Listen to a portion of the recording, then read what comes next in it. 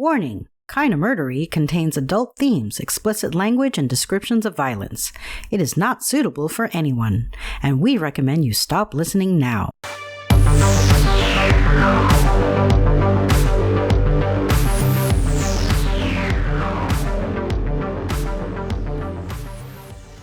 I'm Zevon Odelberg, and this is Kinda Murdery.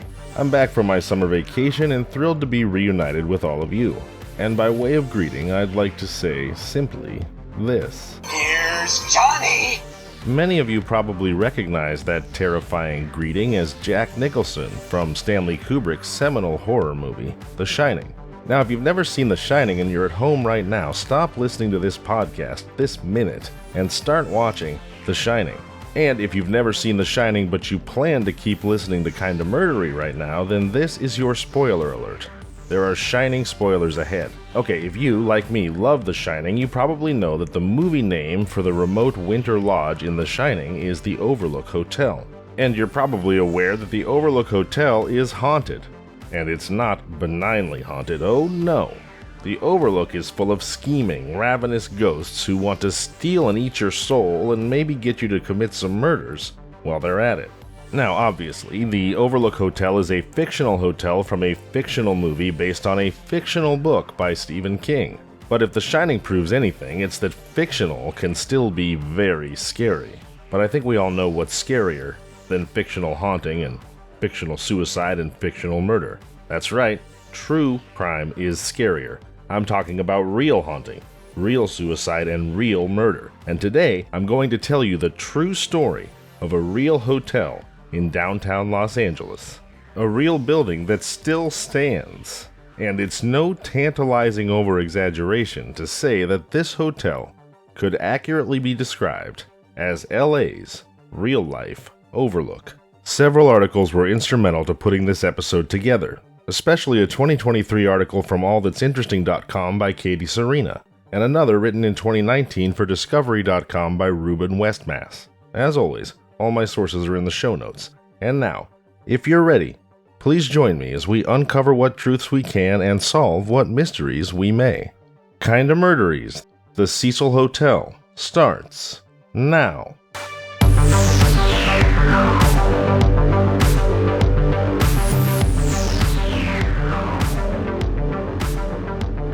Nestled within the busy streets of downtown Los Angeles lies one of the most infamous buildings in horror lore, the Cecil Hotel.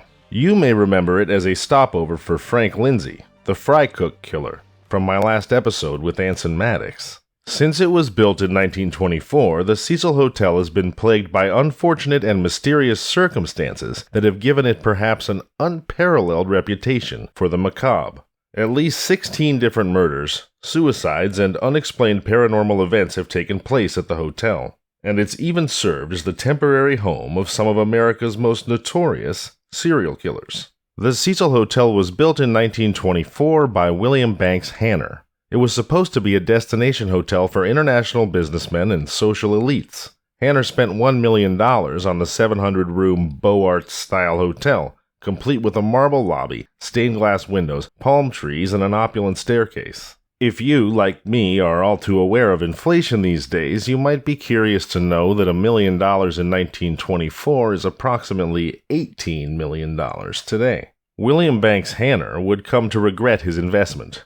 Just 2 years after the Cecil Hotel opened, the world was thrown into the Great Depression, and Los Angeles was not immune to economic collapse. Soon enough, the area surrounding the Cecil Hotel would be dubbed Skid Row and become home to thousands of homeless people. I actually lived in a loft right above Los Angeles' Skid Row back in 2010, the Little Tokyo lofts, in fact. And I'll never forget one almost nightly occurrence. Sometime after midnight on most nights of the week, you could suddenly hear a rolling, chittering, clattering sound. And if you looked out the window, you would see a living, undulating carpet of cockroaches moving down 4th Street like a chitinous army from hell. But back to the Cecil. The once beautiful hotel soon gained a reputation as a meeting place for junkies, runaways, and criminals. Worse yet, the Cecil Hotel ultimately earned a reputation for violence and for death. In the 1930s alone, the Cecil Hotel was home to at least 6 reported suicides.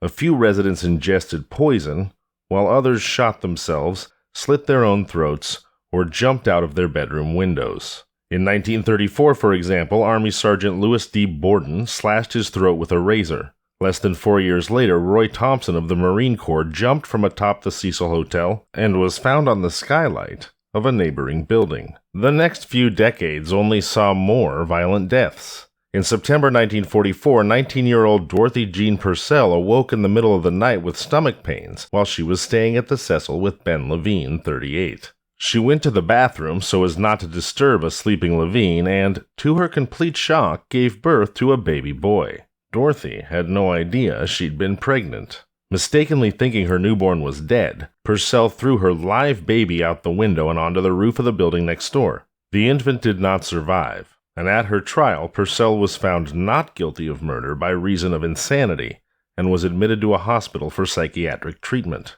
In 1962, 65-year-old George Giannini was walking by the Cecil with his hands in his pockets when he was struck to death by a falling woman, Pauline Otten, 27, who had jumped from her 9th-floor window after an argument with her estranged husband, Dewey. Pauline's fall killed both her and Giannini instantly. Police thought the two had committed suicide together at first, but reconsidered when they found Giannini was still wearing his shoes. You see, if he had jumped, his shoes would have fallen off mid-flight. In light of the suicides, mishaps, and murders, Angelenos promptly dubbed the Cecil the most haunted hotel in Los Angeles. While it's true that tragic calamities and suicide have contributed heavily to the hotel's body count, the Cecil Hotel has also served as a temporary home for some of the most famed and grisliest murderers in American history. Trust me, I'm glossing over a lot of awful stories as I skip forward from 1964 to 1984, 20 years,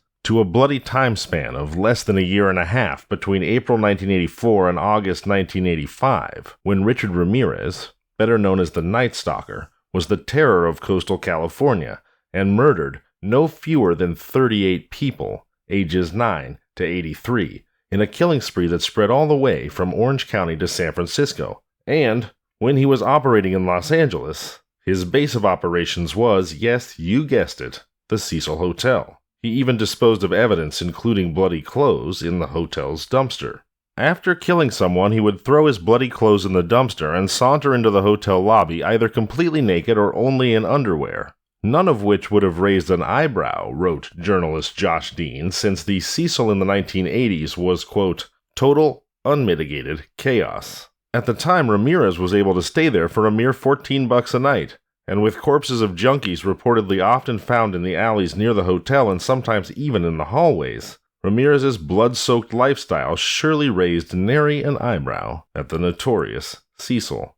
Richard Ramirez, the Night Stalker, was ultimately convicted of 13 counts of murder, 5 attempted murders, and 11 sexual assaults. But as I mentioned earlier, he's suspected of having committed at least 38 murders. Fast forward just a few years to 1991, and Austrian serial killer Jack Unterweger, who strangled prostitutes with their own bras, also called the hotel home. Rumor has it he chose the hotel because of its connection to Richard Ramirez. The Night Stalker has pretty high name recognition, yeah, and his crimes were particularly heinous, but the story of Jack Unterweger has another particularly creepy wrinkle. An Austrian serial killer, he committed his first murder in his home country in 1974, and was convicted and sentenced for his crime.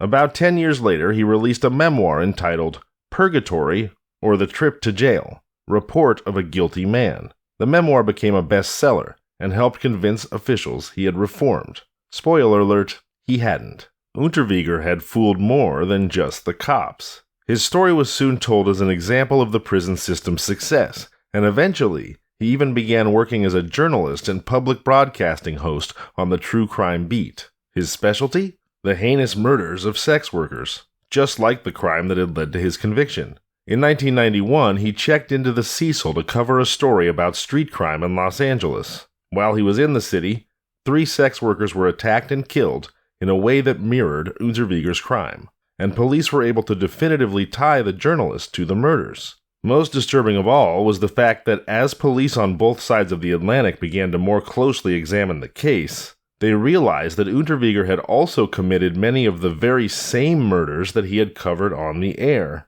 Jack Unterweger killed himself in prison shortly after his second conviction, tying the ligatures with the same distinctive knot that he used on all of his victims. While some of the episodes of violence in and around the Cecil are attributed to known serial killers, such as we just discussed, some murders have remained unsolved. To pick one of many, a local woman known around the area named Goldie Osgood was found dead in her ransacked room at the Cecil. She had been raped before suffering a fatal stabbing and beating. Though one suspect was found walking around with blood-stained clothing nearby, he was later cleared, and her killer was never convicted. It was just another instance of disturbing violence at the Cecil that had gone unresolved. Another grimly noteworthy guest of the hotel was Elizabeth Short, who came to be known as, and I'm sure some of you know this already, so go ahead and say it with me, Elizabeth Short, who came to be known as the Black Dahlia, after her 1947 murder in Los Angeles. The Black Dahlia had reportedly stayed at the hotel just before her mutilation, which remains unsolved. What connection her death may have to the Cecil is not known, but what is known is that she was found on a street not far away on the morning of January 15th, with her mouth carved ear to ear and her body cut in two. Such stories of violence are not simply a thing of the long past at the Cecil. Decades after Short, one of the most mysterious deaths ever to take place at the Cecil Hotel happened in 2013. In 2013, Canadian college student Elisa Lam was found dead inside the water tank on the roof of the hotel 3 weeks after she had gone missing. Her naked corpse was found after hotel guests had complained of bad water pressure and a funny taste to the water. Although authorities ruled her death as an accidental drowning, critics believed otherwise. Before her death, surveillance cameras caught Lam acting strangely in an elevator, at times appearing to yell at someone out of view, as well as apparently attempting to hide from someone, while pressing multiple elevator buttons and waving her arms erratically. After the video surfaced publicly, many people began to believe that the rumors of the hotel being haunted might be true. Horror aficionados began drawing parallels between the Black Dahlia murder and Lam's disappearance, pointing out that both women were in their 20s, traveling alone from LA to San Diego, last seen at the Cecil Hotel, and were missing for several days before their bodies were found. I'm not suggesting that you do, but if you'd like to watch the deeply disturbing video of Elisa Lam in the elevator, check the show notes for this episode. The last body was found at the Cecil Hotel in 2015, a man who reportedly took his own life. And when his body was found, the ghost stories and rumors of the hotel's haunting swirled once more. The Hotel Cecil even served as the chilling inspiration for a season of American Horror Story about a hotel that's home to unimaginable murder and mayhem. Before we move on to the latest chapter for the Cecil Hotel, and especially in light of the subject matter of this episode, I would like to take a moment to remind you, as I often do, of the free 3-digit lifeline number 988 that you can call anytime 24 hours a day, 7 days a week to receive free, immediate professional counseling for substance use, mental health, or suicidal thoughts. So if you find yourself in a dark place, please do call 988. Program it into your phone now. Please do remember that you are loved and the world is a better place with you in it. Now, I am not qualified to help you if you find yourself in truly dire straits, but if you're just feeling down and you would like to connect with someone, or if you'd like to share your story of coping with a disability, or even a kinda murdery story that you hope can inspire an episode, please do feel free to reach out to me, kindamurdery@gmail.com, at kindamurdery on all social media, or you can call the Kinda Murdery hotline, 888-MURDERY. That's 888-687-3379. I'm here, I care, and I would love to connect with you. All right, back to the Cecil. The Hotel Cecil has developed a reputation for horror that defines its legacy to this day. In 2011, this of course would be prior to the deaths of Elisa Lam and the suicide victim that I just referred to, but in 2011, the Cecil attempted to shake off its macabre history by rebranding itself as Stay on Main Hotel and Hostel, a $75 per night budget hostel for tourists. Several years later, New York City developers signed a 99-year lease and began gut renovating the building to include an upscale boutique hotel and hundreds of fully furnished micro-units in keeping with the surging co-living craze. It's now in the midst of these $100 million renovations and will ultimately become $1,500 a month micro-apartments. Perhaps with enough renovations, the Cecil Hotel can finally shake its reputation for all things bloody and eerie, the reputation that has defined the ill-fated building for the better part of a century. But I gotta say, after hearing this episode, if you'd still like to rent an apartment at the Cecil Hotel, you're either a lot braver or a lot dumber than me. Or maybe neither. Maybe your reasons are your own, and somebody ought to tip off the FBI. I'm Zevon Odelberg, and this has been Kinda Murdery.